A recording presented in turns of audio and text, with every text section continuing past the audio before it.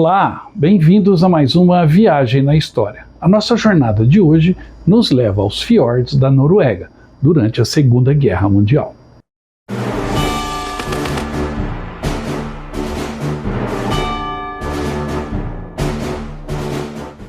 Uma das tropas mais temidas e mais respeitadas durante a Segunda Guerra Mundial foram os comandos britânicos. Estas tropas, especialmente treinadas, lutaram em quase todos os campos de batalha da Segunda Guerra Mundial. Na água, no deserto, na neve, eles tiveram missões difíceis que foram cumpridas. Os comandos foram formados em 1940 por ordem de Winston Churchill, primeiro-ministro britânico. Ele pediu a constituição de tropas especialmente treinadas para desenvolver um reinado de terror na costa inimiga. A princípio, eles eram uma pequena força de voluntários que realizavam pequenos ataques contra o território ocupado pelo inimigo. Mas a partir de 1943, o papel deles havia mudado para uma infantaria de assalto levemente equipada, especializada em liderar desembarques anfíbios. Os comandos eram todos voluntários destacados de outros regimentos do exército britânico e também voluntários estrangeiros, que mantinham seus próprios distintivos de boné e regimentos a que pertenciam. Todos os voluntários passaram pelo curso intensivo de comando de 6 semanas em Achnacarry, nas terras altas da Escócia. O treinamento era concentrado em condicionamento físico, marchas de velocidade, armas leves, leituras de mapas, escalada, operações com pequenos barcos e demolições, tanto de dia quanto de noite. Por conta das ações de comando no território ocupado, em especial após o ataque a Saint-Nazaire, Adolf Hitler ordenou uma ordem direta, a chamada Ordem de Comando, determinando que qualquer integrante dos comandos capturados durante qualquer ação seriam executados.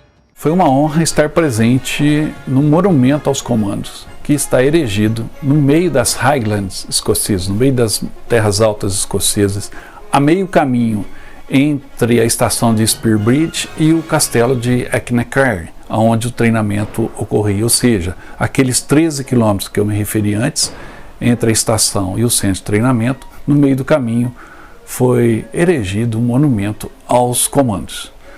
Eles ficam numa posição muito bonita, você tem uma vista ampla de toda a cadeia de montanhas das Highlands, e o monumento foi inaugurado pela Rainha Mãe em 1999. Um dos primeiros países que os alemães ocuparam foi a Noruega. E não foi à toa. O país tinha uma localização estratégica essencial para a marinha alemã e as ações no Mar do Norte, no Oceano Atlântico e principalmente contra a marinha britânica. Além disso, a Noruega é rica em materiais importantes e que eram muito utilizados na indústria bélica alemã na Segunda Guerra. Um destes itens era o alumínio, utilizado pelos alemães em suas armas tecnológicas e avançadas para o momento. É natural que a Noruega fosse alvo de ações dos comandos britânicos, já que a Inglaterra, no início da guerra, não tinha força militar suficiente para expulsar os alemães daquele país. Os ataques dos comandos entraram para a história da Segunda Guerra Mundial e para a história militar. Os mais famosos, como o ataque a Saint-Nazaire, que inclusive tem um vídeo aqui no canal explicando toda a preparação e a execução do ataque ao porto francês, é talvez o mais famoso de todos, juntamente com a história dos heróis de Telemark. O ataque à usina de água pesada na Noruega, que paralisou e atrasou todo o planejamento alemão para chegar ao poder atômico. Mas, além destes dois ataques e da participação dos comandos em desembarques, como o desembarque na praia de Dieppe, um ensaio para o dia D, e também a própria ação durante o desembarque na Normandia em 1944. Estas ações fizeram o nome dos comandos. Mas existe um outro ataque, uma outra ação de um pequeno grupo de comandos que foi vital para o esforço de guerra aliado e prejudicou em muito a produção bélica alemã: o ataque à usina de Glomfjord, na Noruega. a chamada Operação Mosquetão. A usina de Glomfjord foi construída em 1918 dentro de um fiord norueguês com uma pequena cidade do mesmo nome. Ela situa-se num planalto que desce direto para o mar. E a fábrica, à época da guerra, compreendia 3 edifícios. O mais longo, com um pavilhão de máquinas, o prédio de meio que abrigava a sala de controle e os escritórios, e o último edifício, com 3 andares, onde estavam os aparelhos geradores de energia. Era uma usina hidrelétrica abastecida por 2 gigantescos canos, tubulações de água que desciam a montanha, trazendo a água de lagos superiores. Esta usina era estratégica, pois fornecia eletricidade para a maior fundição de alumínio da Noruega, na pequena Haugvik, ali próximo. Antes da guerra, produzia 5.000 toneladas de alumínio por ano, mas a necessidade alemã era tão grande que, após ocuparem toda a Noruega, quintuplicaram a produção de alumínio na fundição. Alumínio esse fundamental para as armas da Blitzkrieg, em especial os aviões. Neutralizar a usina de Glomfjord era paralisar a produção de alumínio tão vital para os alemães. Você certamente já ouviu falar destas ações dos comandos, seja do ataque a Saint-Nazaire, do ataque às instalações de água pesada em Telemark, mas a Operação Mosquetão provavelmente você ainda não ouviu falar. Foi uma das ações mais ousadas que teve um sucesso amplo e uma consequência trágica. O ousado ataque à usina de Glomfjord frequentemente é ofuscado pela ação dos heróis de Telemark. Também uma ação de comandos que audaciosamente neutralizou a produção de água pesada na usina de Vermork. Porém, a importância da Operação Mosquetão é tão grande quanto a da ação em Telemark, pois foi um ataque igualmente ousado a um alvo industrial norueguês vital para a máquina de guerra nazista. A operação foi preparada nos meses anteriores a setembro de 1942 e foi desfechada entre os dias 11 a 21 de setembro daquele ano. Um pequeno grupo de soldados do Comando Número 2, 2 oficiais e 8 integrantes, e mais 2 homens das Forças Armadas norueguesas no exílio, fizeram parte desta ação. Eles atravessaram o Mar do Norte de submarino e chegaram à Noruega para atacar a usina. Como dito, Glomfjord era crucial para a produção de alumínio, um metal leve, porém forte, essencial na fabricação de aeronaves, veículos e outras peças de equipamento militar. A eficiência na produção do alumínio era vital para a capacidade de guerra da Alemanha. A usina de Glomfjord era uma das principais fontes de energia para a produção industrial na Noruega, ocupada pelos nazistas. A energia elétrica gerada era abundante e constante, o que a tornava vital para as operações industriais alemãs na região. Portanto, danificar a usina hidrelétrica de Glomfjord representava um golpe significativo na capacidade industrial alemã. Reduzir a produção do alumínio naquele momento impactaria diretamente na fabricação desses equipamentos citados e também na eficácia da máquina de guerra nazista. Além disso, a sabotagem, se fosse bem sucedida, também impactariam no psicológico, demonstrando a capacidade dos aliados em atingir alvos dentro do território controlado pelos nazistas. Isto serviria para elevar o moral das forças aliadas e da resistência norueguesa, ao mesmo tempo em que minava a confiança no regime nazista. Por essas razões, Glomfjord foi um alvo estratégico-chave e a Operação Mosquetão foi um episódio significativo na guerra, destacando a importância das operações de comando e da resistência na luta contra os nazistas. O relevo da Noruega é extremamente difícil. Montanhas muito íngremes, muito geladas, a água do mar, os fiordes e os cursos dos rios também com águas de temperaturas extremamente frias. Lutar nessas condições sempre é muito difícil. Era preciso muita coragem para cumprir uma missão tão ousada quanto a do ataque a Glomfjord.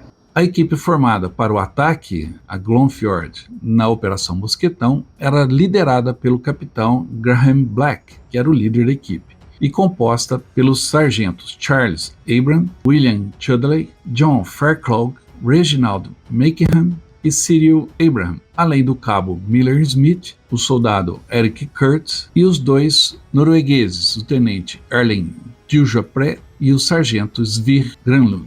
Eles tinham 2 objetivos. O primeiro era explodir o duto de água de alta pressão que abasteciam a usina, paralisando a produção. O outro era desativar o gerador da própria usina, destruindo 3 turbinas e 3 geradores no prédio principal. Para isso, eles teriam que usar todas as habilidades adquiridas no treinamento antes da operação na Noruega. Estes comandos deixaram a base em Achnacarry, na Escócia, embarcaram no submarino Junon, um submarino francês utilizado pelos britânicos e que tinha um perfil semelhante aos submarinos alemães, para evitar algum confronto caso fossem avistados. O Junon, então, após atravessar o Mar do Norte, entrou no fiord de Bjerangfjord, onde os comandos descarregaram seus equipamentos em botes e remaram até a costa. Esconderam então os botes entre musgos e rochas e fizeram uma marcha difícil de 3 dias sobre montanhas geladas, dentro do território norueguês, constantemente vigiado e ocupado pelos alemães. Após esta marcha difícil durante os 3 dias, finalmente avistaram a usina no dia 18 de setembro de 1942. Os 10 integrantes do grupo dos comandos passaram 3 dias observando cuidadosamente toda a área, reunindo informações sobre o inimigo, que tinha pelo menos mais de 100 soldados na região. No dia 20 de setembro, eles agiram. Uma equipe dinamitou os dutos que abasteciam a usina, descendo do alto da montanha até as instalações. E a outra equipe foi até a fábrica, encontrando 5 geradores e 3 turbinas, e balearam um sentinela alemão. Um segundo sentinela, alertado pelos tiros, fugiu de seu posto e correu pelo túnel em direção à aldeia, disparando o alarme. Os comandos rapidamente colocaram as cargas explosivas nos enormes geradores, programaram para uma explosão em 10 minutos e fugiram montanha acima. Logo após as 2 equipes se reencontrarem, o chão estremeceu com uma enorme explosão no prédio onde estavam os geradores e o fogo que se seguiu. Com a explosão no prédio principal, os comandos também acionaram o dispositivo de tempo nos explosivos instalados nos dutos de água, que explodiram 30 minutos depois, com os canos se rompendo e milhões de litros de água, toneladas de lama e pedras caindo sobre a usina de Glomfjord. A explosão Mosqueton foi um sucesso. E embora a usina não tenha sido completamente destruída, ela ficou fora de serviço por meses a fio, o que fez com que os alemães encerrassem o seu programa de expansão da própria usina e da fabricação de alumínio. Os objetivos do ataque a Glomfjord foram 100% atingidos. A usina hidrelétrica que abastecia a fábrica de alumínio foi prontamente neutralizada, e meses foram necessários para que a produção voltasse, embora nunca tenha retornado ao pico, ao ponto máximo de produção que os alemães desejassem. Ou seja, o ataque foi coberto de sucesso. Mas este sucesso foi pago com o sangue de todos que participaram. Um final trágico para uma missão bem-sucedida. A Operação Mosquetão foi um ato de sabotagem bem-sucedido que demonstrou a habilidade e a determinação das forças especiais aliadas. Mas os soldados envolvidos diretamente na ação sofreram graves consequências. Após as explosões nos dutos e na fábrica, os comandos recuaram então para as montanhas, no momento em que os reforços alemães chegavam à fábrica. Os comandos localizaram uma cabana na montanha ocupada por 3 noruegueses, a quem pediram informações sobre o melhor caminho para fugir. Enquanto Granlund buscava uma ponte para escaparem do alto da montanha, 2 alemães chegaram à cabana onde estavam os comandos, questionando os ocupantes. Logo uma luta se seguiu e um dos alemães foi morto e o outro ferido, enquanto que o norueguês Djupedrai também foi ferido no estômago. Os comandos que estavam fora da cabana chegaram ao local, administraram os primeiros socorros ao norueguês e resolveram deixá-lo para trás para receber tratamento, enquanto buscavam a fuga. Porém, os comandos foram cercados e forçados a se renderem em meio às montanhas. O norueguês ferido acabou morrendo no hospital 3 dias depois. Os outros 7 prisioneiros de guerra foram enviados para a Alemanha, onde permaneceram presos durante alguns dias no castelo de Colditz, informando aos seus colegas prisioneiros os seus nomes e a missão que haviam cumprido. informações que foram repassados ao MI5 britânico em Londres. Em 3 de outubro de 1942, eles foram removidos de Colditz e levados para o quartel-general das SS em Berlim, onde foram interrogados. Eles permaneceram em Berlim até 22 de outubro e, no dia seguinte, foram levados ao campo de concentração de Sachsenhausen, onde, no dia 23 de outubro, todos foram baleados na nuca e seus corpos cremados. Esses comandos foram os primeiros a serem vítimas da ordem de comando de Adolf Hitler, que havia sido demitida em 18 de outubro de 1942, exigindo a execução de todos os comandos após a captura em uma ação. Esta ordem de comando de Hitler tinha a intenção de dissuadir os aliados de realizarem incursões de comando, que ele via como uma forma de guerra desonrosa e irregular. A aplicação desta ordem levou à execução de muitos comandos capturados em várias operações. Os primeiros a serem executados pela ordem de comando foram os integrantes da Operação Mosquetão. Após a guerra, esta ordem de comando foi um dos muitos crimes de guerra pelos quais líderes nazistas foram julgados e condenados nos julgamentos de Nuremberg. A bravura e o sacrifício desses homens são lembrados como um exemplo notável de heroísmo durante a Segunda Guerra Mundial.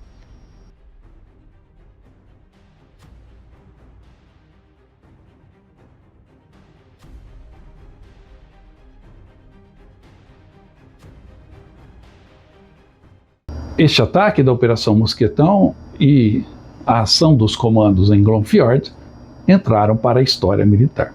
Espero que você tenha gostado de mais esta narrativa aqui do canal Viagem na História.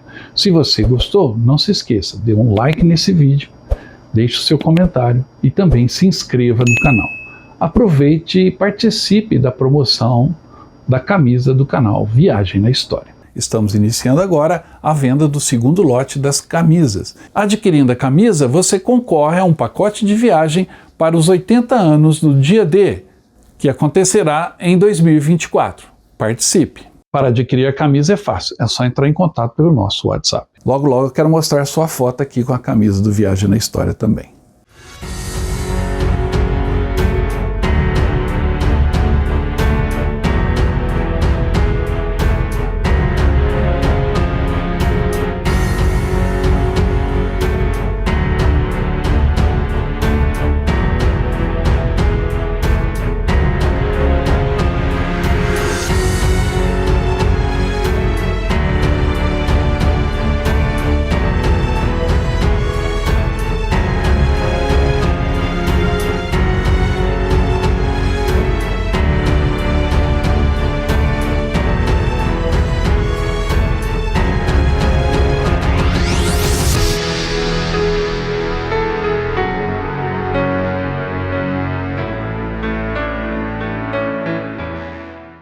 Além dessa camisa da promoção que te leva à Normandia, existem outras camisas como essa que eu estou usando, do Viagem na História, estão disponíveis na loja do canal. Eu vou deixar o link na descrição se você quiser adquirir algumas outras variantes de nossas camisas. Será um prazer e uma honra vê-lo usando a nossa camisa. Eu volto logo com mais histórias. Até mais!